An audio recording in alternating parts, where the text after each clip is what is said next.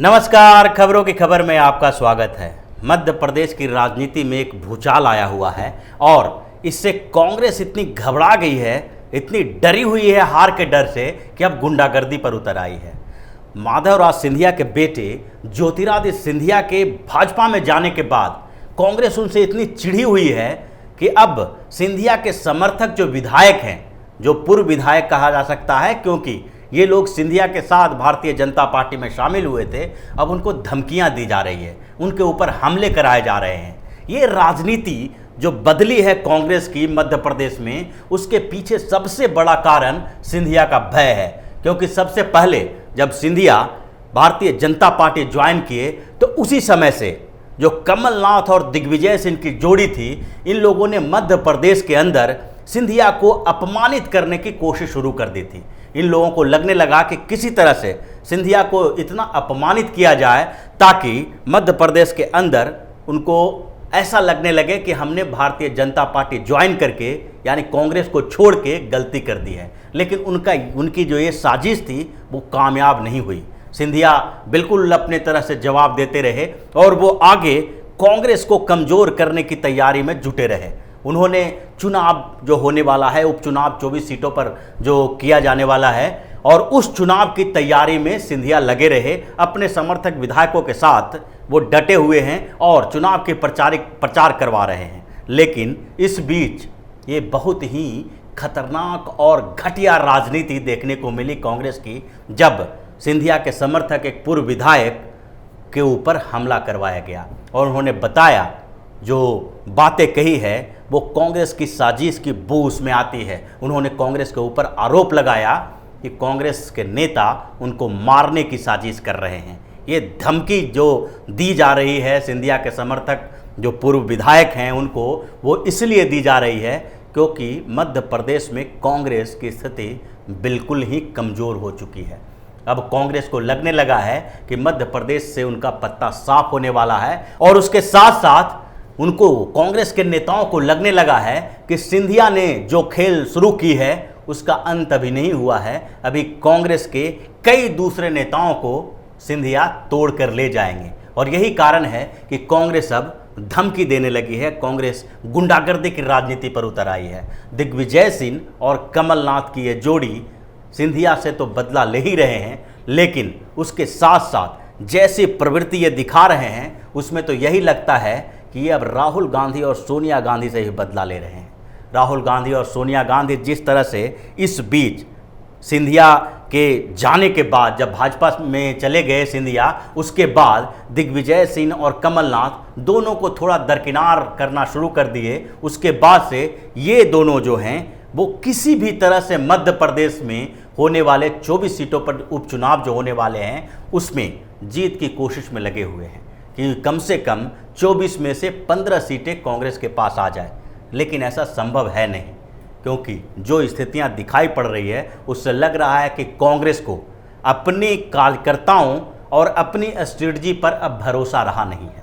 अगर कांग्रेस को अपनी स्ट्रेटजी पर भरोसा रहता तो वो चुनावी रणनीतिकार प्रशांत किशोर के पाले में नहीं जाते, प्रशांत किशोर को आमंत्रित नहीं करते, क्योंकि इस बीच कमलनाथ बिल्कुल कमजोर पड़ते दिखाई पड़ रहे हैं। उपचुनाव के साथ साथ राज्यसभा चुनाव में भी जैसा ज्योतिरादित्य सिंधिया ने जो गेम प्लान किया उसके कारण कांग्रेस बिल्कुल कमजोर हो गई। कांग्रेस को लग रहा था कि ये जो राज्यसभा का चुनाव होने वाला है उसमें 2 सीटें उसको मिल जाएगी, आसानी से मिल जाएगी, लेकिन पूरा गेम पलट गया और ज्योतिरादित्य सिंधिया ने 22 विधायकों के साथ जो भारतीय जनता पार्टी ज्वाइन किया उसके बाद पूरा आंकड़ा बदल गया और इसके कारण भी कांग्रेस को ये लगने लगा है और खासकर दिग्विजय सिंह को ये लगने लगा है कि अब एक ही उपाय बचता है कि कांग्रेस के जो विधायक हैं, पूर्व विधायक हैं, जिन्होंने कांग्रेस छोड़कर भारतीय जनता पार्टी में जाना स्वीकार किया और सिंधिया का समर्थन कर रहे हैं, उन लोगों को धमकी दी जाए। और ये धमकी किस स्तर की होगी? ये धमकी होती है कार्यकर्ताओं के साथ। जब ये कुछ जो पूर्व विधायक हैं जो उपचुनाव की तैयारी में लगे हुए हैं, ये लोग अभी से ही तैयारी कर रहे हैं उपचुनाव की, क्योंकि 24 सीटों पर जो उपचुनाव होगा उसके लिए इतना ज़्यादा समय नहीं मिलेगा।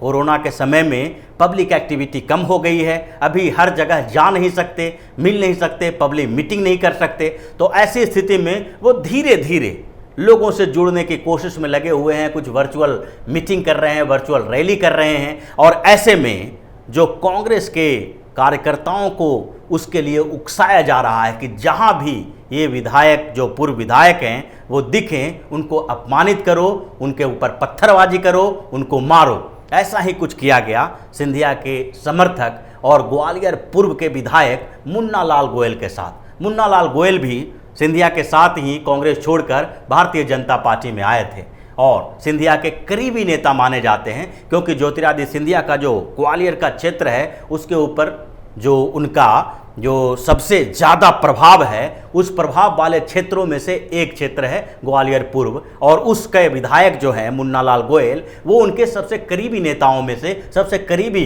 विधायकों में से, नेताओं में से माने जाते हैं। और वो एक जगह पर एक संवेदना व्यक्त करने के लिए गए हुए थे, क्योंकि कुछ समय पहले वहाँ एक व्यक्ति की मौत हो गई थी, हत्या हो गई थी, उसकी जांच अभी चल रही है, लेकिन वहाँ पर वो संवेदना व्यक्त करने के लिए गए हुए थे। और इस बीच कांग्रेस के जो कार्यकर्ता हैं वो उग्र हो गए। उनकी संवेदना व्यक्त करने से ही उनको परेशानी नहीं थी, बल्कि उनको इस बात के लिए उकसाया जा रहा था कि ये कांग्रेस से जो निकलकर भारतीय जनता पार्टी में गए हैं, इनको गद्दार घोषित किया जाए, इनको ये एहसास दिलाया जाए कि यहाँ के लोग हैं जो आपसे नाराज़ हैं। जबकि ये नाराज़गी सारे लोगों की नहीं है, बल्कि नाराज़गी कांग्रेस के कुछ कार्यकर्ता, जो कम से कम बड़े बड़े नेताओं के इशारे पे काम करने वाले ये कार्यकर्ता हैं, उनकी नाराज़गी है। और वो नाराज़गी में सबसे पहले इन लोगों ने उनको ऊपर हमला कर दिया, उसके वो सर फोड़ दिया, उस पर टाँके लगे हुए हैं, खून से लथपथ। ये मुन्ना लाल गोयल वहाँ से जब निकले तो उसके बाद उनकी जो गाड़ी लगी हुई थी, उनके शीशे तोड़ दिए गए। उसको भी ये बिल्कुल, अगर जो पूरी स्थिति है, जो पूरी घटना हुई है, उस पर अगर सही तरीके से देखा जाए तो एक साजिश थी उनकी हत्या करने की। और यही आरोप मुन्ना लाल ने लगाया है कि कांग्रेस के कुछ नेता जो हैं उनकी हत्या करवाना चाहते हैं। तो ये धमकी और हत्या की जो राजनीति मध्य प्रदेश में शुरू हुई है, इसके पीछे का सबसे बड़ा कारण यही है कि कांग्रेस बिल्कुल डरी हुई है। कांग्रेस के जो दोनों बड़े नेता हैं वहाँ के, दिग्विजय सिंह और कमलनाथ, इन दोनों को इस बात का डर सताने लगा है कि अब उनका राजनीतिक भविष्य खतरे में पड़ गया है। अगर 24 सीटों पर जो उपचुनाव होना है उसमें उनकी हार होती है और बुरी तरह से हार होती है, तो न तो दिग्विजय सिंह का राजनीतिक कैरियर आगे बढ़ पाएगा और न ही कमलनाथ का कैरियर बढ़ पाएगा। दोनों नेताओं को अब बैकफुट पर ला दिया जाएगा, क्योंकि पहले भी ऐसा नहीं था कि मध्य प्रदेश विधानसभा चुनाव के पहले ये लोग बहुत ज़्यादा एक्टिव थे और इनको बहुत वैल्यू मिल रही थी। लेकिन मध्य प्रदेश में विधानसभा का चुनाव हुआ और उस विधानसभा चुनाव में ज्योतिरादित्य सिंधिया के साथ साथ कमलनाथ और दिग्विजय सिंह ने भी भूमिका निभाई थी। लेकिन उसके बाद जब विधानसभा चुनाव में कांग्रेस की जीत हुई तो उसके बाद ये मामला फंस गया कि मुख्यमंत्री किसको बनाया जाए। और एक तरह से दिग्विजय सिंह और कमलनाथ को एक मौका दिया गया था, कांग्रेस की तरफ से एक मौका दिया गया कि एक अंतिम स्थिति में हैं और अब इनके राजनीतिक कैरियर की समाप्ति होने वाली है, तो इससे पहले कमलनाथ को एक मौका दे दिया जाए मुख्यमंत्री बनने का। क्योंकि दूसरी तरफ ज्योतिरादित्य सिंधिया थे जो युवा नेता हैं और उनको आगे के लिए मौका दिया जा सकता था। ये कांग्रेस के जो आला कमान और कांग्रेस के जो अध्यक्ष थे उस समय राहुल गांधी, इन्होंने ऐसा ही समझाया था। लेकिन स्थितियां बदल गई जब बाद में पता चला कि ज्योतिरादित्य सिंधिया के साथ साजिश की जा रही है। कमलनाथ और दिग्विजय सिंह दोनों मिलकर ज्योतिरादित्य सिंधिया को मध्य प्रदेश की राजनीति से ही भगाने की कोशिश कर रहे हैं, आउट करने की कोशिश कर रहे हैं। तो उसके बाद ही ये पूरा मामला बिगड़ा और वहाँ पर कांग्रेस की सरकार गिरी। और कांग्रेस की सरकार गिरने के बाद दोनों जो नेता हैं दिग्विजय सिंह और कमलनाथ, उनकी नेतृत्व क्षमता के ऊपर सवाल उठने लगे। और ये सवाल यहाँ तक उठ गए कि अगर अब ये उपचुनाव होने वाला है, उपचुनाव में भी कांग्रेस अगर अच्छा प्रदर्शन नहीं करती है तो आप दोनों की कोई ज़रूरत नहीं है। उसके बाद नए नेतृत्व वहाँ पर संभालने होंगे और दूसरे नेताओं को मौका दिया जाएगा। यही बात जो है इन दोनों नेताओं को डरा रही है। और उसके बाद ये लोग अब गुंडागर्दी पर उतर आए हैं। दिग्विजय सिंह जिस तरह से पहले भी बहुत ऐसे मुद्दे रहे हैं जिसमें दूसरे के ऊपर आरोप लगाते रहे हैं, हमेशा तानाशाही का, गुंडागर्दी का, लेकिन जो स्थितियां सामने आ रही है मध्य प्रदेश से, उससे तो यही लगता है कि इन दोनों ने ठान लिया है कि किसी तरह जो हमारे विधायक कांग्रेस छोड़कर गए हैं और जो भारतीय जनता पार्टी के साथ खड़े हैं, जिनको टिकट मिलने की प्रबल संभावना है और ये उपचुनाव में जाने वाले हैं, उन लोगों को धमकियां दी जाए, मारपीट की जाए, ताकि वो बैकफुट पे आ जाएं और हो सकता है कि वो डर से चुनाव लड़ने से इनकार कर दें।